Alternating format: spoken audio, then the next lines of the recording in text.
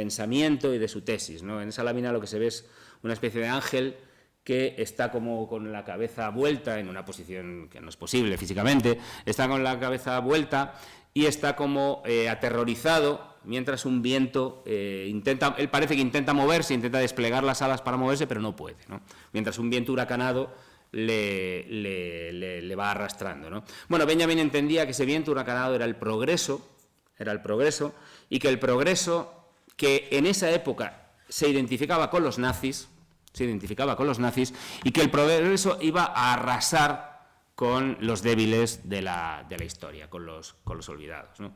Curioso que esa lámina, que siempre se representa como esa lámina de Paul Klee, que siempre se representa como, pues eso, como el alegato de los olvidados de la historia, esa lámina está hoy porque al final Benjamin se la dio a George Solem, que era un pensador judío muy amigo suyo, que se fue a lo que entonces se llamaba Palestina,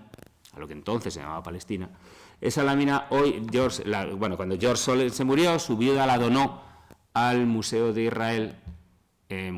Israel, que está situado en Jerusalén Oeste, que es territorio ocupado, es territorio ilegalmente ocupado por el Estado de Israel al futuro Estado palestino, ¿no? Es decir, que esto es una ironía de la historia, ¿no? Que esa lámina al final, que reivindica a los olvidados, a los oprimidos, a los injustamente masacrados, fijaos dónde está hoy, ¿no?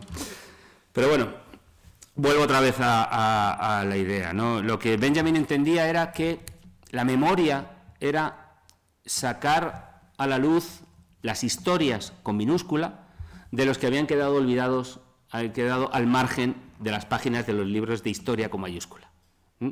O sea, lo que Benjamin decía era que para que una sociedad fuera democrática, fuera sana, en estos términos, lo que había que hacer era recordar, reivindicar y rememorar las historias de los olvidados, ¿no? De los olvidados. Y que esto era un deber de la sociedad y, por tanto, un derecho de toda la sociedad. Y por eso es la dimensión esta colectiva que yo intento meter siempre en el trabajo, ¿no?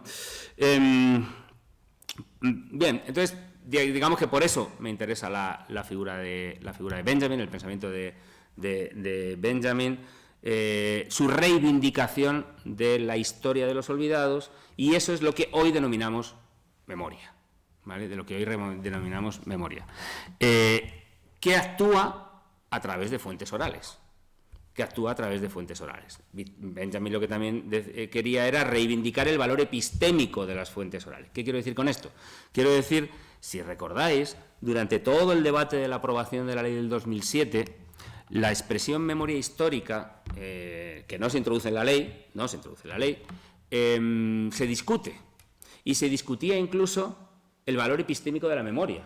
Y se rechazaba por buena parte de historiadores, vamos a decir así, historiadores clásicos y muy reputados historiadores, rechazaban el uso de la memoria porque entendían que lo que provenía de fuentes orales no tenía el mismo valor para construir la historia que lo que proviene de fuentes escritas.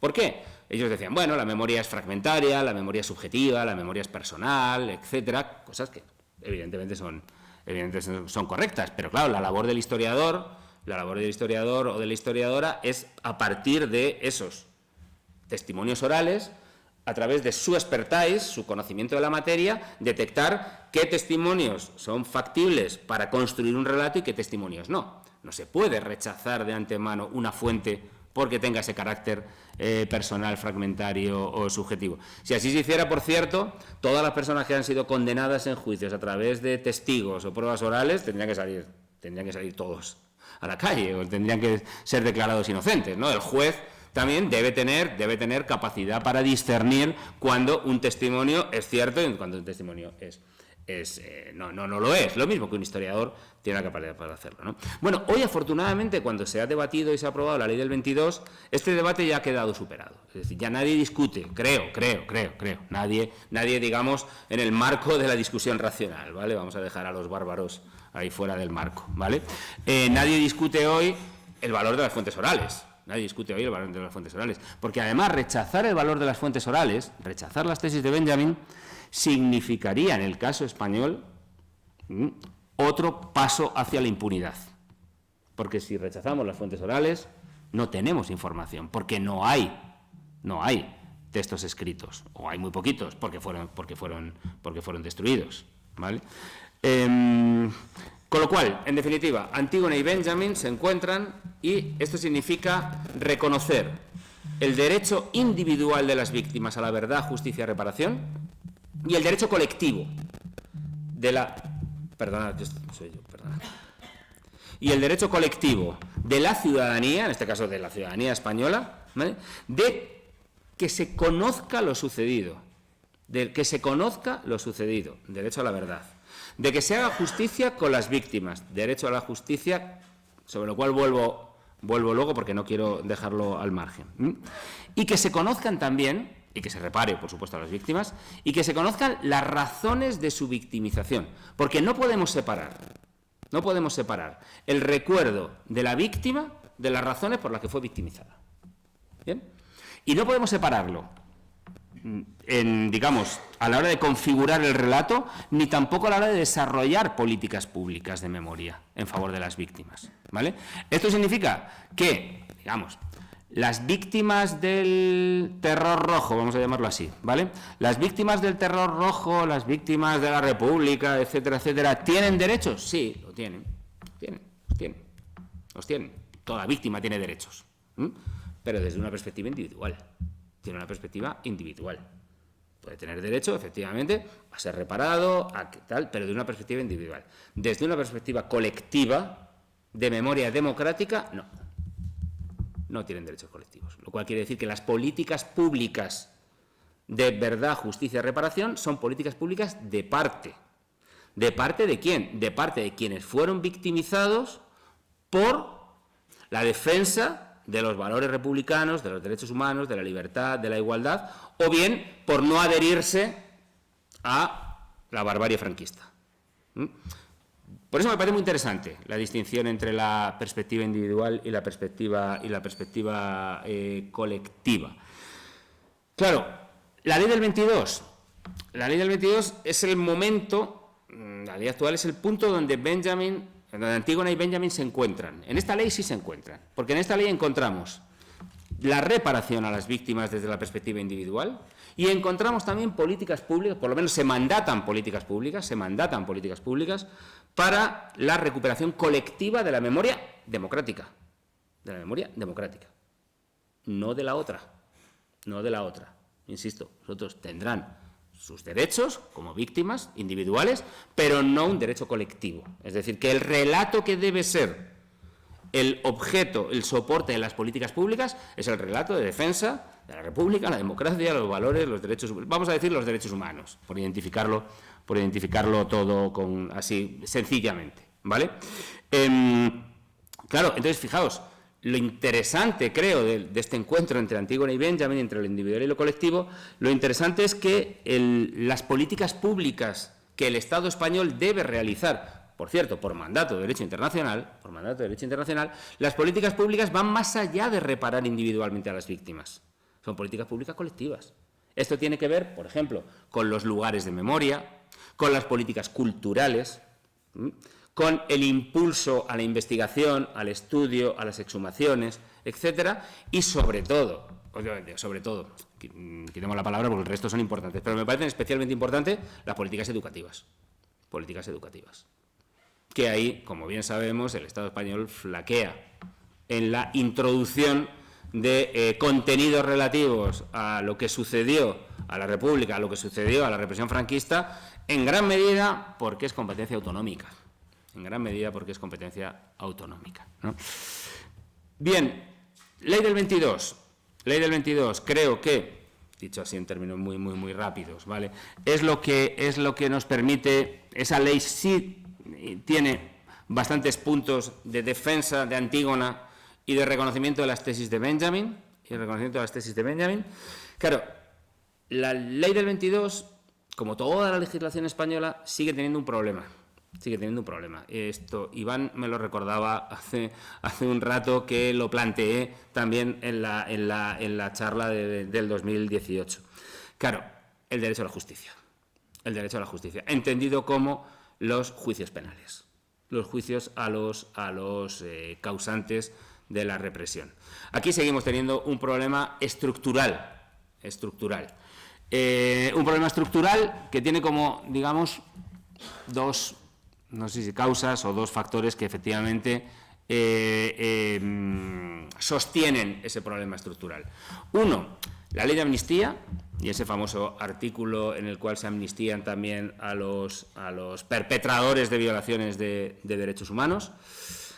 ¿Qué es lo que hace la ley del 22? La ley del 22 lo que hace es una cosa muy interesante en términos simbólicos, pero que jurídicamente no nos ayuda mucho, pero sí es interesante en términos simbólicos. Lo que viene a decir la ley del 22 es que toda la normativa española debe interpretarse de acuerdo a la normativa internacional sobre derechos humanos. Y según la normativa internacional sobre derechos humanos, los crímenes de lesa humanidad, y sabemos que los crímenes del franquismo lo son inamnistiables, ¿bien?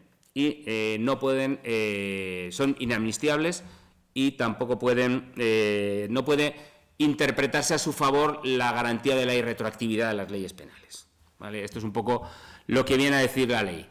Claro, es una especie de cláusula más simbólica, más política, tiene su valor político, porque es la primera vez que el Parlamento español dice esto, pero jurídicamente no tiene eficacia. Esto Carlos Castresana, el fiscal, lo sostiene y lo dice en muchos de sus trabajos, ¿no? Y entre otras cosas, ¿por qué? Porque además, segundo factor que sostiene esta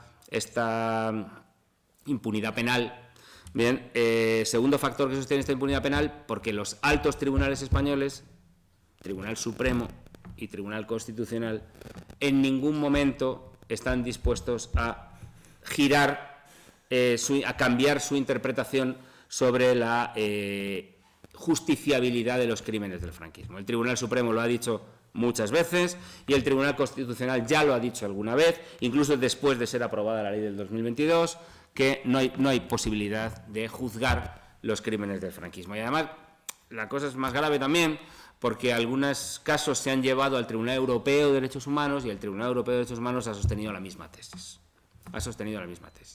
Con lo cual, esto me parece que es un problema estructural. Yo no le veo solución.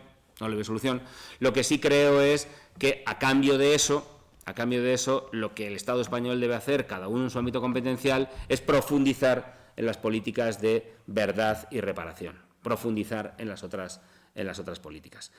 Y no sé cómo voy de tiempo, fatal. No, bien. Bien, muy bien, tiempo. Bueno, pero claro, ¿qué pasa ahora? Es decir, bien, estamos en el punto de camino en el que Antígona, la víctima individual, se ha encontrado con Benjamin, han superado dificultades, su encuentro se ha cristalizado en una ley de memoria democrática que, creo, en términos generales, es bastante buena. Hombre, decir que es lo mejor que teníamos hasta ahora, pues es muy fácil también, porque efectivamente la legislación anterior era realmente técnicamente muy floja, ¿no? Pero bueno, yo creo que superaría los estándares del derecho internacional. Quizás siempre tenemos este problema estructural, como digo, del tema de los juicios, pero el resto reconoce el concepto de memoria democrática, habla de justicia transicional, se habla de víctimas del franquismo elevado a categoría legal, se abren canales de legitimidad para que las autoridades y los poderes públicos dicten cada uno en su ámbito competencial políticas públicas de memoria. Incluso se recoge una modificación de la ley de educación para que los contenidos relativos a la dictadura, guerra civil, golpe de Estado se impulsen en las aulas y también en la formación de los docentes. Bueno, yo creo que en ese sentido no está mal la ley actual, pero es una ley que requiere mucho desarrollo reglamentario, ¿bien? Y esto significa que requiere también, y aquí el papel predominante, pues lo tenéis que llevar fundamentalmente las asociaciones, también organizaciones de derechos humanos, la academia también, es decir, realizar siempre una presión al poder público, siempre, ostente este poder quien lo ostente. ¿Ven? Es decir, la ley de memoria histórica es compleja, la ley de memoria democrática, es compleja, requiere un desarrollo importante para que no se quede en papel vacío, en papel mojado, pero requiere mucha presión porque, bueno, estamos en tiempos de reconstrucción pospandémica del país. Efectivamente es una ley que requiere una fuerte carga presupuestaria y esto implica que, bueno, que digamos que las asociaciones, el movimiento memorialista, como decía antes, debéis estar ahí presionando siempre a las autoridades públicas para su cumplimiento. Por tanto, esto como pasa en toda legislación, en toda legislación siempre puede quedarse en papel mojado si no, bueno, si detrás no hay una memoria presupuestaria. Esto ya lo sabemos, ¿no? Pero hay más riesgos, ¿vale? Hay más riesgos. Las comunidades autónomas han cambiado de color político, el color político autonómico español evidentemente ha cambiado. Bueno, aquí en Castilla y León lo teníais atrás, ¿no? Pero y en Madrid también nosotros, en Madrid también lo tenemos atrás, pero efectivamente se ha producido un vuelco en las últimas elecciones autonómicas, las del año 23, se ha producido un vuelco con respecto a lo que había antes. Y, como ya hemos visto, hay comunidades autónomas que están derogando las leyes autonómicas de memoria y sustituyéndolas por lo que llaman leyes de concordia, ¿vale? Bueno, la última, Extremadura. El otro día derogó e inicia la aprobación de una ley de concordia. Lo de las leyes de concordia es la versión actual de la tesis de la equidistancia de los años de la transición. Es lo mismo. Es una versión moderna, ¿vale?, de esa tesis de la equidistancia que parece que habíamos superado, pero que, ojo, siempre está ahí, ¿no? Las víctimas de los dos bandos, la idea de que, la idea un poco, yo creo que también lo ha sostenido Feijóo en alguna ocasión, ¿no? De que, bueno, esto en el fondo era una guerra entre abuelos y entonces, bueno, lo que tenemos que hacer los nietos es ya, pues concordiarnos, ¿no? Es decir, esto es muy peligroso, porque afecta, bueno, pero en primer lugar, afecta al principio de igualdad. Es decir, entonces va a haber víctimas de primera o de segunda clase, con lo cual hay otra recalificación de las víctimas en función de si uno está en una comunidad autónoma o en otra, ¿vale? Porque efectivamente, bueno, esto va a producir una desigualdad importante en el trato a las víctimas del franquismo, lo cual es otra revictimización, ¿no? Por otro lado, también, sin legislación autonómica va a ser difícil llevar a cabo una reparación integral de las víctimas. ¿Por qué? Porque nuestro sistema competencial es un sistema autonómico, entonces las comunidades autónomas tienen buena parte de la competencia en políticas como, por ejemplo, culturales. Y las políticas de memoria son también políticas culturales, ¿no? Entonces, o por ejemplo, no sé, para elaborar un registro estatal de víctimas, un censo estatal de víctimas, ese censo tiene que beber de los censos autonómicos. Claro, si hay comunidades autónomas que no van a hacer censos autonómicos, pues aquí ya tenemos otro problema, porque el Estado no va a poder hacerlo. Con lo cual, esto ha provocado que esta derogación de las leyes autonómicas y sustitución por leyes de concordia, el Gobierno lo ha recurrido al Tribunal Constitucional. En el caso de Aragón, en el caso de Valencia y en el caso de las que se vayan aprobando, está recurrido al Tribunal Constitucional precisamente por eso, porque se rompe el principio de cooperación entre las administraciones y se rompe el principio de igualdad, ¿no? Bueno, luego hay otro riesgo. Yo creo que no, pero hay otro riesgo, y es que la Ley de Memoria Democrática del año 2022 está recurrida al Tribunal Constitucional por los grupos parlamentarios de Vox y del Partido Popular. El Tribunal Constitucional en algún momento tendrá que resolver este caso, ¿no? Yo no se conoce el recurso porque no se ha hecho público. Si se ha hecho público, yo no he tenido acceso a él, salvo declaraciones altisonantes del Partido Popular y de Vox de que esta ley es una ley de parte, de que vulnera el consenso de la transición, vale, pero en ningún caso se habla de que vulnera algún derecho fundamental, que es por lo que tendría que ser declarada inconstitucional. Pero bueno, ese riesgo está ahí. Y claro, y luego hay otro riesgo, que es como, digamos,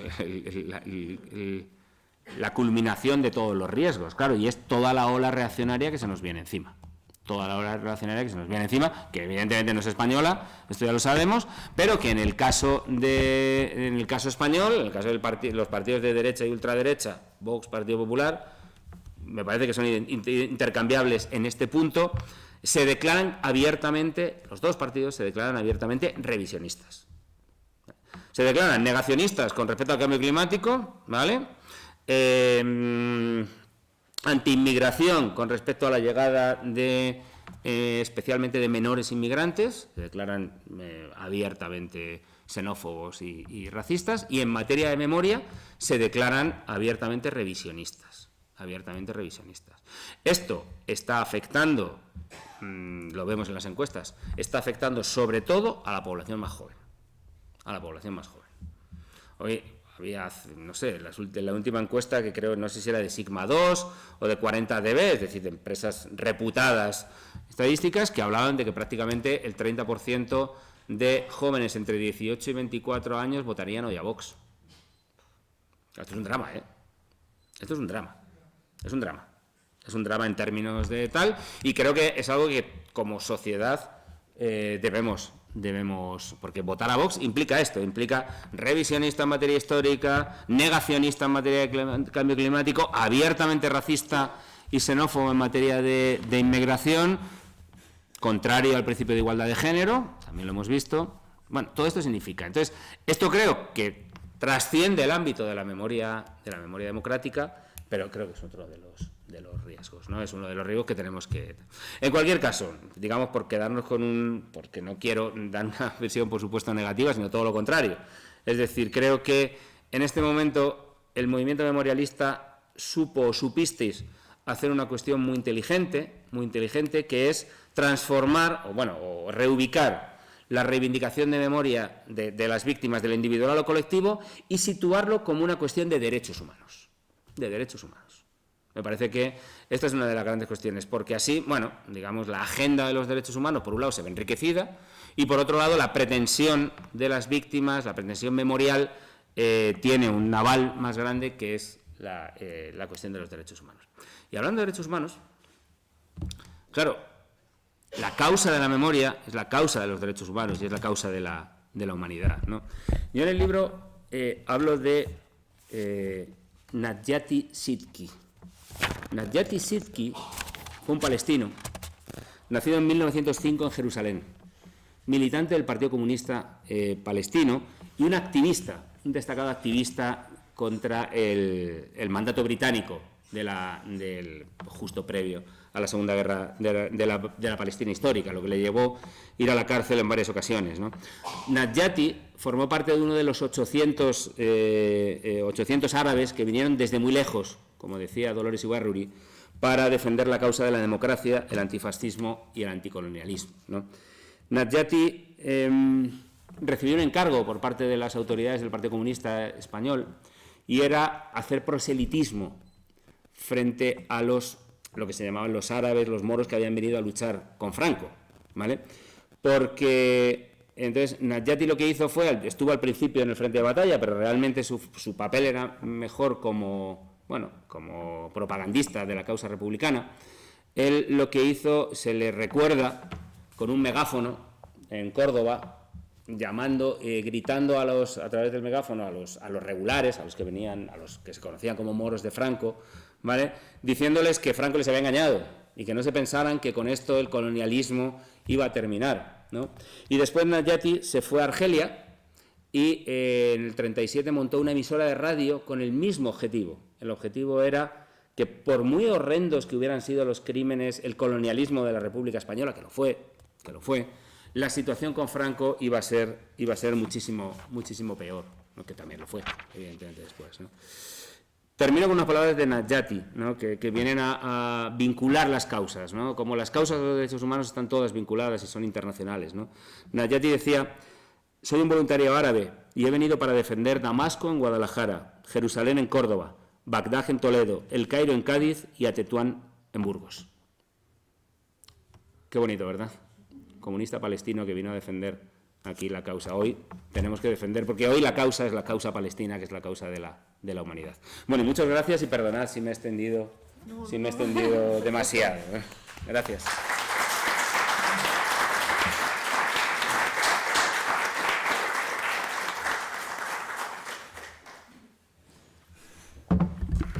Bueno, muchísimas gracias. Bueno, yo estoy impresionada con todo lo que nos has contado, y la verdad que me han ido surgiendo preguntas, pero las iba resolviendo Entonces, bueno, vamos a pasar el turno de palabra para comenzar el debate y todas las dudas que tengáis. Entonces, bueno, hay un micrófono que se irá pasando y nada, podéis preguntar. Sí, buenas tardes. Muchas gracias, profesor Escudero. A mí me gustaría, a ver si usted me puede aclarar algo que yo no soy capaz de comprender. Desde el 77, desde la amnistía del 77 y la transición, esta transición democrática, ¿no?, que nos han vendido las universidades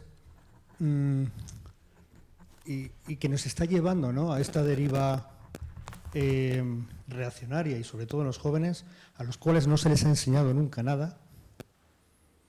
Claro, ¿qué responsabilidad, quién son los responsables de que esta transición y esta falta de educación? Bueno, yo aquí nunca veo jóvenes, ¿no? Los jóvenes no vienen nunca a aprender nada y los jóvenes no son tontos, pero no les interesa nada porque no hemos sido capaces de enseñarles nada. Es decir, ¿quiénes son los responsables?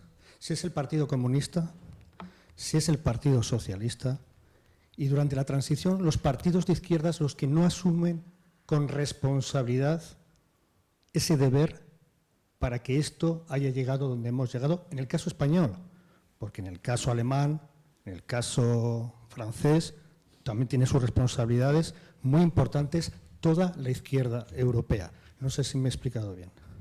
Gracias. Sí. Lo que sucede es que no sé responder a la pregunta. O sea, no sé, porque efectivamente, claro, o sea, todo lo que nos sucede ahora trae causa de los años de la transición, eso es evidentemente.